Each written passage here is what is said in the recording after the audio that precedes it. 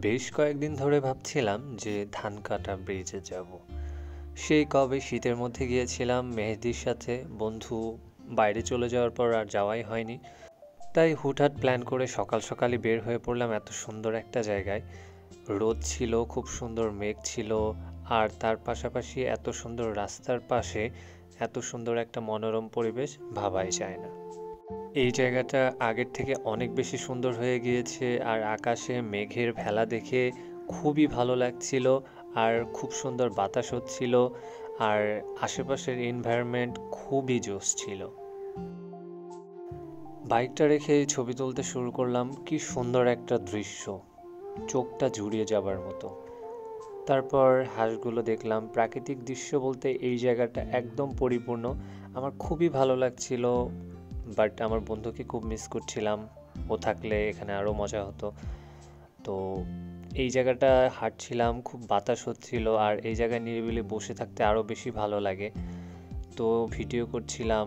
অনেক দিন পর এসেছি, তাই জায়গাটা আরও বেশি সুন্দর লাগছে আমার কাছে মনে হচ্ছে। আপনারা যারা এই জায়গায় আসতে চান তারা প্রথমে মনিহার থেকে সোজা যে রাস্তাটা নড়াইলের দিকে গিয়েছে সেই রাস্তা ধরে চলে আসতে থাকবেন। তো কিছু দূর আসার পরে কাউকে জিজ্ঞাসা করবেন যে ধানকাটা ব্রিজের রাস্তাটা কোনটা, তারা আপনাকে অবশ্যই বলে দেবে। বিকেল টাইমে এই জায়গাটার সৌন্দর্য আরও বেশি বৃদ্ধি পায়। আর আমি দাঁড়িয়ে দেখছিলাম একজন মুরব্বি চাচা মাছ মারছিল, যে জাল দিয়ে মাছ ধরছিল। তো এই জায়গাটা আরও সুন্দর লাগছিল, সৌন্দর্যটা আরও বেশি ফুটে উঠছিল। আমি আবার সেটাও ভিডিও করতে শুরু করলাম।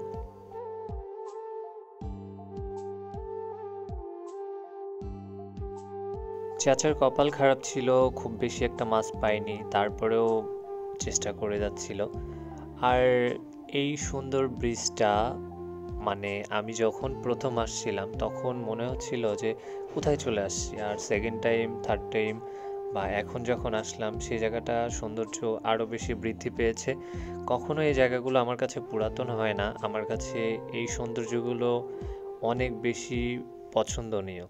তো তারপর সেখান থেকে কিছুক্ষণ থাকার পরে আবার আমরা রওনা দিলাম সুন্দর একটা অজানা রাস্তার উদ্দেশ্যে।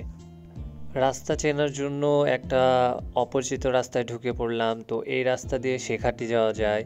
তারপর এই রাস্তা ধরে যাওয়ার সময় দেখলাম কি সুন্দর আশেপাশে খেজুর গাছ।